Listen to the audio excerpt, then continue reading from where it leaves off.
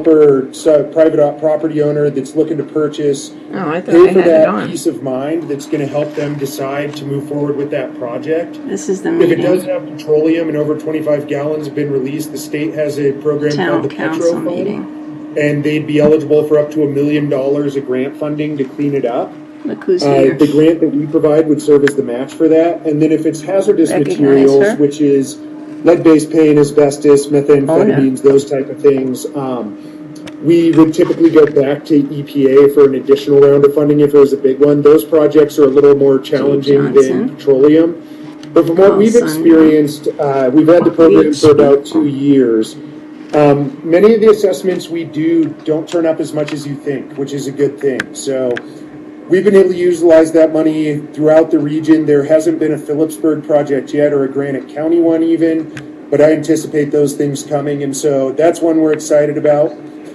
We're home to a food and ag development center. That's actually the first role I had at Headwaters. So some of you may have seen me in that capacity. That program is all about helping value-added agriculture businesses. So anyone that's adding value to Montana products. One of the shining stars of the program when I was running it was your brewery. So the first project we did with Nolan and Kathy was a $2,500 mini grant to help them build their first harvest line. I met them at a Brew Fest, introduced myself, said, hey, we've got some resources that could help you guys. After that, with our loan program that I'll go into next, we did 2 separate loans. So we helped them with their downtown location as well as their Springs location. And then we worked with them with a Growth Through Agriculture grant to get $50,000 of grant funds for the state. So it's always fun to talk to Phillipsburg because we have a model of kind of every program that we operate with them. They didn't use brownfields, but we also didn't have brownfields then. But it's been a big success story for us. We do have a loan program that does small business loans and primarily gap financing. We don't compete with your local banks. We come in on deals that are good deals but may not be able to do traditional financing. We are willing to take some additional risk that a bank might not, but we help mitigate that risk. And then our typical deal is, you have someone who comes in, they've got a great business idea, they have good credit, all the normal things for getting a traditional loan, but maybe they don't have the money to put down. And let's say the bank requires 20% and they only have 10, we pick up that additional 10. We have had projects throughout Phillipsburg over the years. Mr. Mike Cahoe served on our loan committee up until this month when he retired. And I'll be honest, I'm jealous. He emailed me the other day and said he retired and is headed to Arizona, which sounds pretty nice right now. Along with the loans, we have a couple programs we've adapted with COVID. So we do have some small business emergency loans. That's an internal review. It's $5,000 with very flexible terms, 6-month deferred payments and 2% interest once that becomes available. Taylor's going to talk about some of the grant stuff that's coming out with PPP round 2, but that's one of the tools we have. And then we additionally receive some EDA loan funding that we can do some more flexible things with. So if you have small businesses in your community that need assistance with financing, have them reach out to us. So I'm going to pass the digital mic over to Taylor. She's our SBDC business advisor. She's been with us for about 2 years and understands everything SBA and SBDC. Thank you, Joe. And thank you, everyone, for having me here. As Joe said, my name's Taylor Lovell, and I'm here in place of Julie Jackshaw tonight. She does extend her apologies for not being able to make it. She had another meeting, but as Joe had said, the SBA did extend the EIDL program.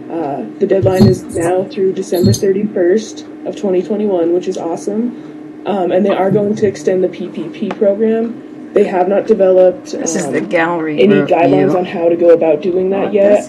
We will keep you updated as we find out more on that information. It's just so new and we're just getting into the new year. So as soon as we find out, we'll let you know a little bit more about that.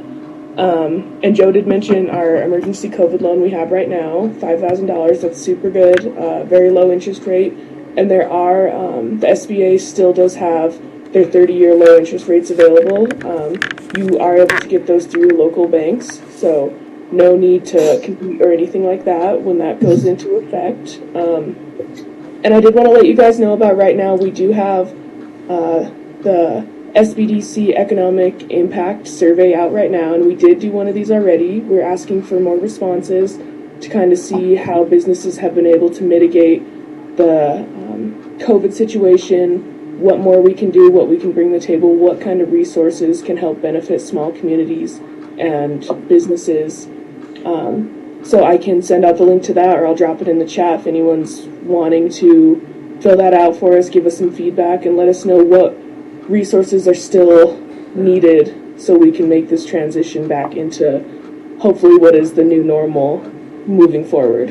And then Julie just wanted me to let you guys know about some upcoming trainings we have at Headwaters.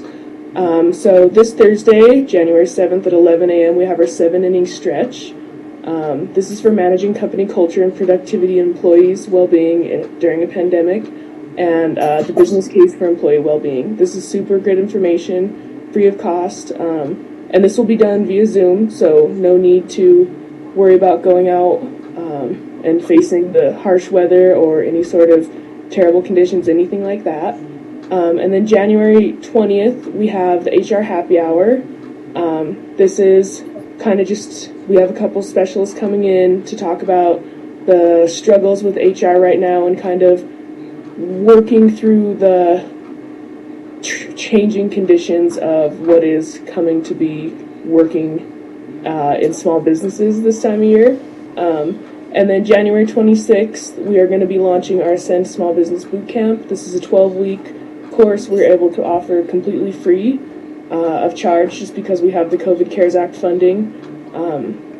So this is for entrepreneurs, small businesses, existing businesses, anyone looking to kind of better their education, their road to recovery, pivot their business. Super good information there, a great resource we're able to provide. Let me know, I can send out that link. I'll send everything over to Joe, and I know he can send it over to Reed, and we can get it going on through there. And then January 27th, we have a specialist coming in that specializes in the running a food subscription or community-supported agricultural program. This, again, is via Zoom. It's a 2-hour class from 1 to 3 p.m., and we will actually record it, so if you're not able to attend and interested in still getting that useful information, reach out, and we can definitely get that to you. And then we are going to do another regional power hour on February 16th, which kind of will go through when the SBA comes out with their new predictions on how the PPP and EIDL are going to be dispersed and what kind of grants are going to be available, because all that's still really up in the air right now. But as soon as we get more information, we will continue to keep you guys posted. And then last but not least, sorry, I feel like I'm just kind of throwing it all out there. February 25th, we are going to be doing a cybersecurity for the innocent class, which is when you know nothing. It's just the very basics of cybersecurity and what you need to protect yourself, protect your business, and protect your customers. So those are the upcoming trainings we have for the next couple months. And then I just wanted to let you guys know that we are still using CARES Act funding to be able to provide 5 hours of power coaching, either in marketing, QuickBooks, or accounting, to any business that could benefit from it, whether you're transitioning your business or just want to brush up on your accounting or marketing. So reach out to us. We do have the money available, and it's at no cost to you. We're just here to help and offer whatever resources we can. Oh, yeah. Thank you, Taylor. The last 2 items I was going to mention is we oversee a first-time homebuyers training. We have offered them over in your neck of the woods before, and so we're doing them digitally now. We're going to have another one launched this spring. What that does is it allows first-time homebuyers that are eligible for zero down payment loans to get certified so they can go to their bank and buy a new home. And then with EDA, we've been fortunate to hire an additional employee that's helping out much more on the community development side. So we have Kelly Sullivan. She hosted a call about 3 weeks ago with part of our CEDS, which is the Comprehensive Economic Development Strategy. It's the Regional Economic Development Plan. We're going to be having a follow-up meeting at the end of the month for Granite County for that. And that's an opportunity to provide feedback, not only for us, but for other local community leaders on what objectives are really impacting your community now. I know We've been pretty active in Phillipsburg in the last few months. We've been having a lot of conversations about affordable housing, being able to sustain what makes your community unique and great. One of the last things I wanted to add is we work a lot with state and federal grants. So as community leaders and city council members, if you guys have infrastructure projects or planning projects that you're thinking of, be sure to reach out. Planning is a very easy set of resources for us. We're able to work with those all the time. There's quarterly applications, so we're very familiar with those programs. We do a good job of getting those things matched up with other resources so we can really leverage those dollars. And then I'm going to tag on to what Taylor mentioned. I know we sound like traveling salesmen, but we are supported by state and federal grants as well as your guys' membership contributions. So all of our programming, everything we shared today is either free or reduced cost. We'll charge for trainings. Back when we could do them in person, we charged just to cover lunch. But most of the things we rattled off, there's no additional fee for. We truly are here to help provide as a resource for you guys. Yeah. So with that, I know you guys have a busy meeting. I don't want to take up too much of your time. What type of questions do you have for us? Have you contacted the Chamber of Commerce here? Not within the last, I would say, few weeks, but yeah, we're regularly talking to chambers. And you were mentioning I think it was you said brownfield. You do anything with radon studies in this little town because of the mining industry in the past? Radon wouldn't be a brownfields eligible expense, but that's something we could certainly check into and see if there's resources available for it. Okay. Thank you both. Thank you guys. Thank you. If I could just ask one question.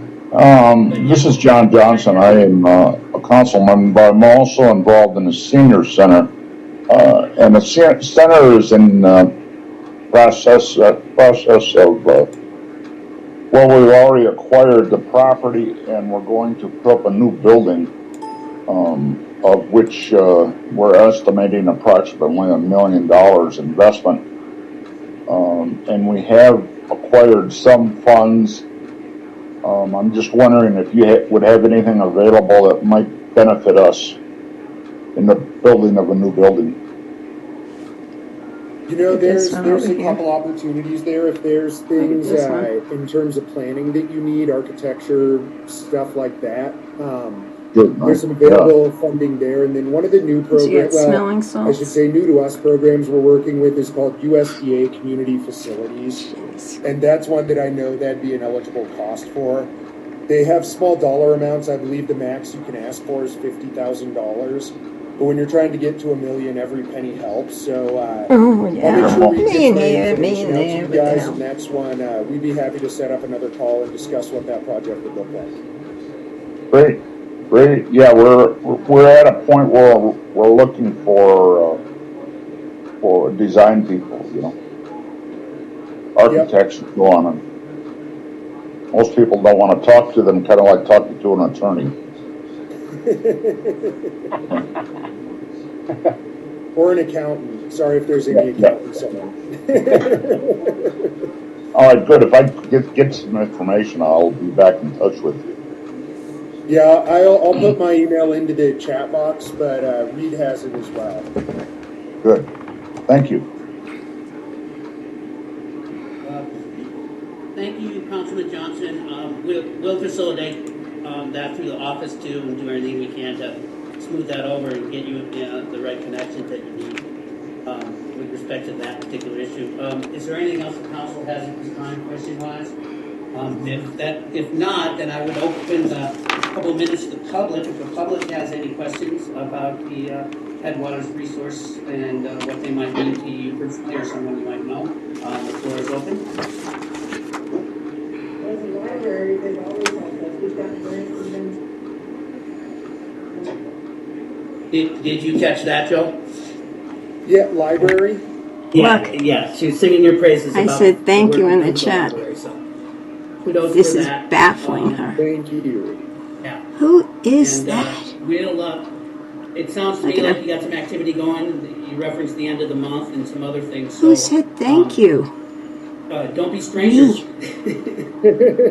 Who's me? I understand these are the times are a little bit tenuous, but let's keep talking. We appreciate you guys and the work you do. She always chews like a cow. Thank you. Yeah, we're always available. You know, that's been the interesting thing with COVID is we usually put, 20,000 miles on our work car driving throughout the region. And this year we're getting used to Zoom, but we'll definitely be in touch next time we're in Phillipsburg. And if you guys ever need anything, we're always available. All right. Thank you very much. If there's nothing else for you folks, I would say you can hang around or sayonara. I'm going to go put 2 little kids to bed that are really excited to see me. Thank you so much. We appreciate your guys' support and have a great evening. You too. Thank you. Okay.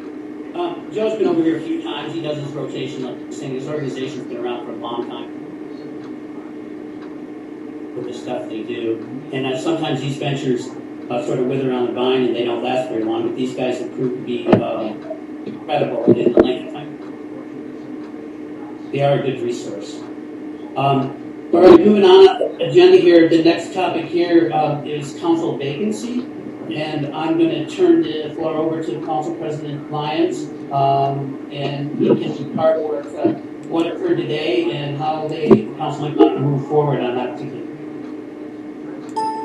So, the council met in special session for 3 interviews based in 1 council vacancy. We met with 11 o'clock, 12:15. And So who's speaking? This is just as bad as because of the other one. circumstances around the fact that we have 3 vying for 1 position, and the fact that we're being a deliberative body, we have decided that the council will meet in special session again at 3 o'clock in the afternoon on the 12th, 1 week from today, in which we will discuss, after we've reviewed the recordings from all 3 interviews. We will discuss it, and we expect to have a decision made and a vote made at the 3rd Tuesday full council meeting at 7 o'clock in the evening on the 19th. Okay, very good. Is there anything the council wants to add to that, or any questions for Council President Lyons? Seems pretty cut and dry to me. I appreciate the fact that we have a very minor dilemma in the fact that there are 3 candidates. Very unusual. Good problem to have. All right, so I think that's moving along, and we'll get that finalized here before the end of the month, as the Councilman indicated. So, moving on to our standing reports, we'll start with Sheriff. I didn't receive anything from the Sheriff tonight. That doesn't mean it might not be here in the morning. And of course, as soon as it gets here, I'll forward it all to you via email.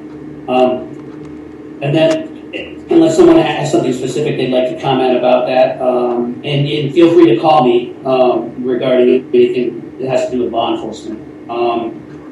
Now we'll move on to the library board, and I will give the floor to Barb. Yeah, I did not have a report because we didn't have any meeting. But we do have a vacancy by Justin Neely, and we've got 2 applicants. And then I believe, well, I don't know what's in your board packets as far as There isn't anything too detailed in here right now. However, the idea being that it is part of our responsibility with the way the library is now set up to sign off on these prospective candidates for the board, and you have 2 of them. Yes. My understanding is you have 1 current vacancy. We received a letter of intent from Mr. Keith Baxter. Yes. And so I guess what we would do is we'd start the process by dealing with that specific seat first. And I would open the floor to any questions that the council might have. I know Mr. Baxter. I've known him for 30 years. I think he's a great find in that capacity. He'll fit in perfectly. That's just my opinion on the matter. And so if at this time that the library is presenting Mr. Baxter as filling the seat that's being vacated by Mr. Mead. And there's also, we'll deal with this first, if that's okay with you. Perfect. Okay, so we're in that position now where this council, if you can ask Barb any questions you might have concerning the filling of the seat, the way that it was set up, I believe we have two, is that correct? Yes, the town council, 2 people, the Granite County Commission, 2, then the library appoints 5th member. And Justin Neely was appointed by the board, which was in the dates, I believe it was 2 years ago, so this particular person will be serving about 2.5 years on the board. We felt strongly that we needed a male counterpart at this point. Thank you for that. And because we do have 4 women, and then we gained 2 new members over the last 6 months. So A male it's a lot of new people. counterpart? But, Needed a male and then- counterpart. That's so- interesting. Keith has been in and out of the library. He's been a patron. I asked Gina today. She said he's worked with special needs children. He's been in the field for a very long time, and he's a retired Boilermaker. I think he has a strong commitment to being a part of an organization to make things work.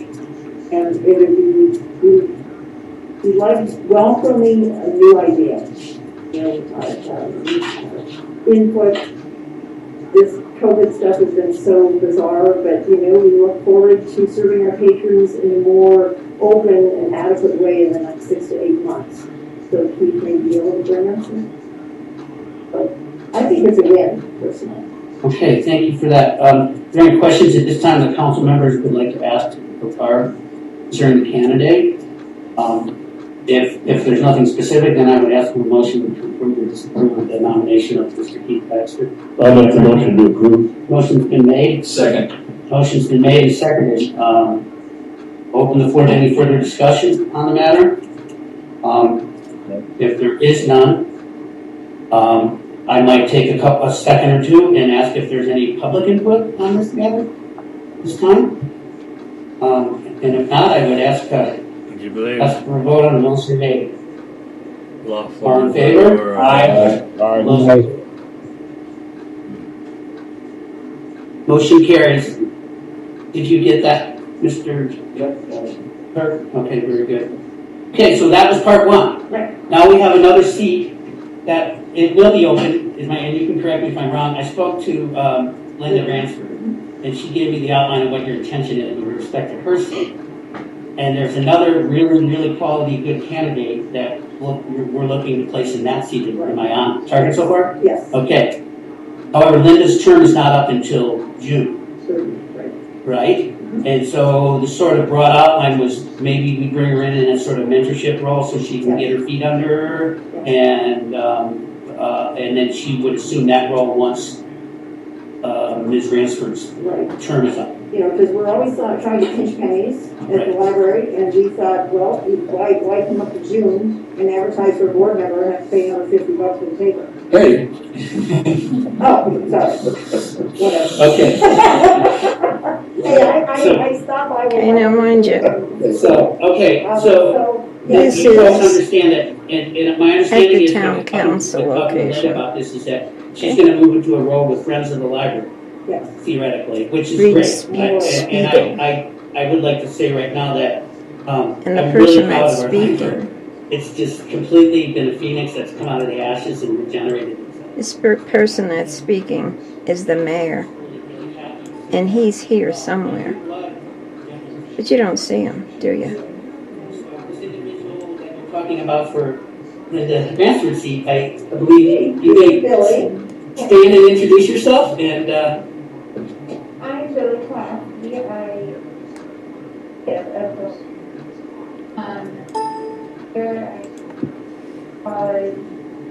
graduated college and a bachelor's.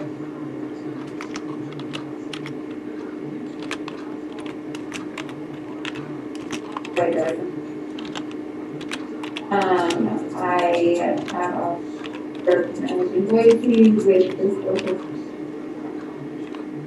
I've worked in management roles with corporations, I worked in human resources roles, and I was excited to give back to the community and we're starting community programming. Excellent. Adding more diversity to the board. So basically what we're looking at is that now you've been introduced to Billy, and that in your, probably the first meeting in, I don't know, if it's the first meeting in July or maybe in June, that you would appoint her so she can actively take the position of director at the July 1st. So I will work that out in the details, but her appointment letter didn't come until July 1st. Okay. Does anyone have any questions? Do you have any comment that you have made, Mr. Miller? Good. With the process as it is described? Very good.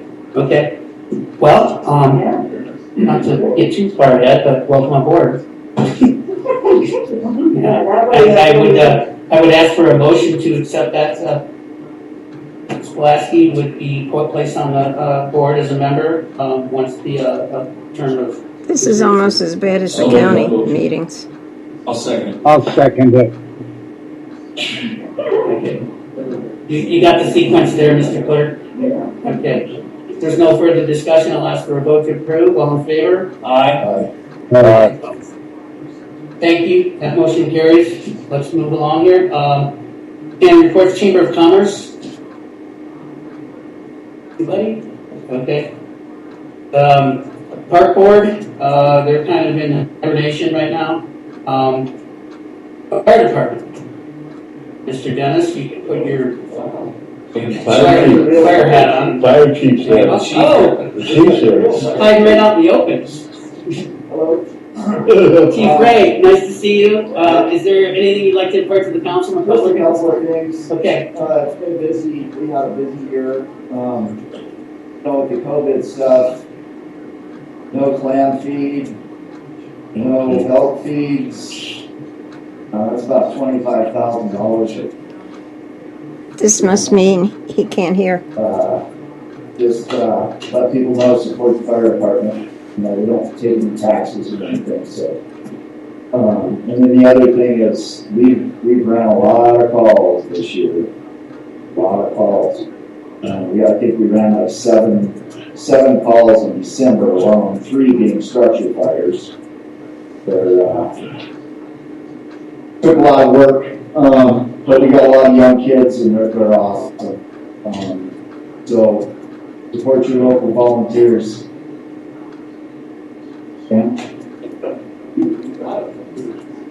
A couple of quick things from me. Of course, thank you guys for everything you do.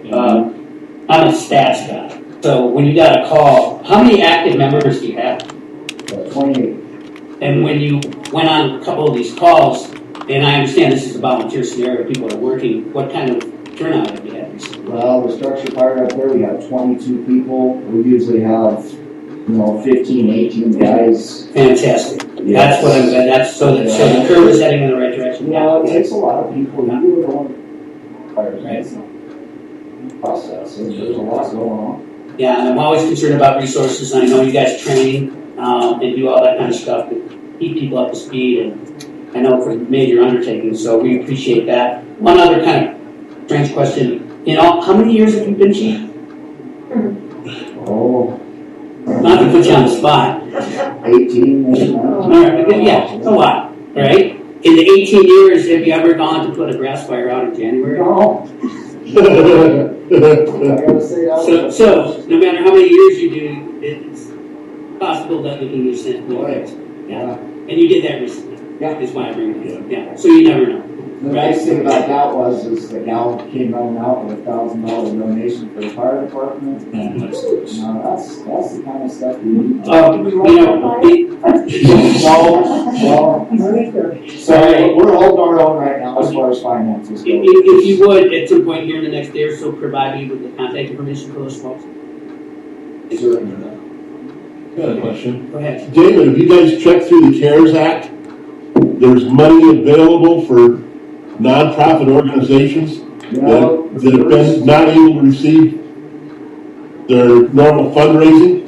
The first round of money that was out there was for PP. I haven't seen Jim Jenner's really good on that. He's always got his eye on it, and a couple other folks. And I haven't seen anything that we could qualify for.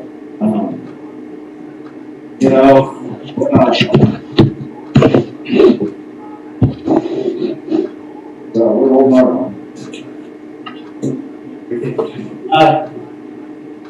Unless anyone has anything else, thanks again. We'll move along here.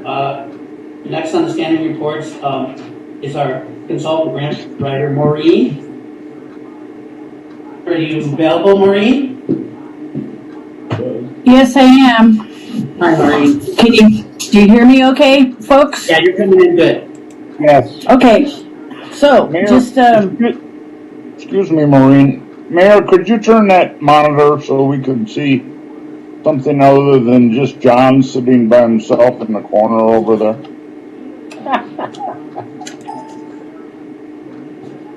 Does that ever help? There's a newspaper. Is that Very better? good. All right, don't go to sleep. Here we Fine. go. okay, are we set? So, things are going, fine in the, grant writing and acquiring mode.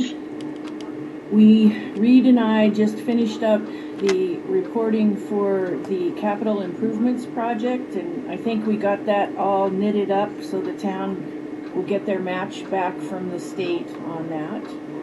And then, as you know, based on the mayor's email, we were awarded the growth policy grant, which I got to tell you, I'm kind of excited about because I put a bunch of add-ons in there and that I think are really going to help the town.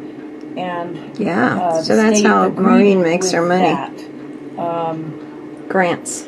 With funding those add-ons, which I was really surprised about. One of the add-ons was a special emphasis on underground infrastructure, sewer and water, and mapping, and digital, a digital confluence of the existing maps. Another area that we felt needed some special work was update of the community fire protection plan, which is a countywide plan, which is elderly at this point, but with just an emphasis, a review and an emphasis on Phillipsburg. A third area was a studying essentially of the historic district, and there's always, or not always, but there's some confusion about that. So it's sort of a little bit of a academic exercise in getting all the information in one place, and for you guys, this will be coming down the pipe at some point to take a look at it, and for the community to take a look at it in a kind of a coherent manner. So that'll be really interesting. And then there's the normal, I say normal, but the normal state statute growth policy effort. Okay, so Phillipsburg has worked hard in the past 10 years, I think, on getting sort of the vision statement part, and Carl in particular has kind of led that effort with the council. So this will be a standalone growth policy. There's a state statute that talks about everything that needs to be in there, and it will. It's exciting, I think, because we got some call outs on this for some additional funding on some particularly key areas, in addition to the normal stuff. So, any questions? Sounds good to me. Excellent. Okay, thank you for that, Maureen, and we'll push forward on discussions we had earlier today and start to move on this stuff because the new year is here. Yep. Very good. We're good. And then I guess just to mention, to follow up Dan's, I'm sure talking to you about this a lot, but as you know, we're #1 in the state on our toxic sludge disposal project with the Resource Development Grant Program through the DNRC. And while we don't have any worries because we were ranked so highly on that, we will be going to the ledge to support that that grant at some point to the Long Range Planning Committee. But it's pretty neat because, like I say, we're number one and we have an extremely compelling argument. I really am not anticipating any trouble with that. So that's all. Okay, very good. Thank you, Maureen. Go ahead, John. So, all right. Thanks for all the hard work, and I'm really impressed with the turnaround on the planning grant. I indicated earlier that came back real fast. Oh. So, thanks for that. We'll just push forward on this stuff. Okay. Dennis?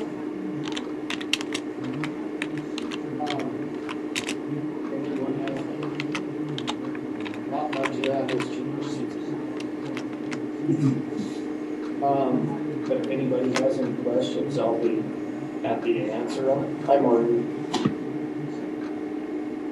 Couple Sam. Yes, sir. And in your report, HDR, that acronym stands for what? I'm not even sure what that stands for. That's Joe Mullaney's engineering company. I would assume it's first names or last names, or it went from MSC to HDR. Right? I can't tell you what MSC stood for. Okay, and then in the room there's a box from Amazon. Looks like they're little tiny antennas that I think Derek had ordered. Are they going to be utilized? Yeah, I believe the plan is Carl, when Joe comes over to do the SCADA computer project in the next. Do you have an idea what they're talking about? I don't even know who this is. I'm Carl. Okay, Councilman, you asked the question. I would ask that council members that are remote, please identify yourself before you speak, and go ahead. Ask me. And one other thing. Go ahead. I'm sorry. No, I was just going to say, when it goes over, he's going to take a look at all that stuff and help some old communications issues had for several years.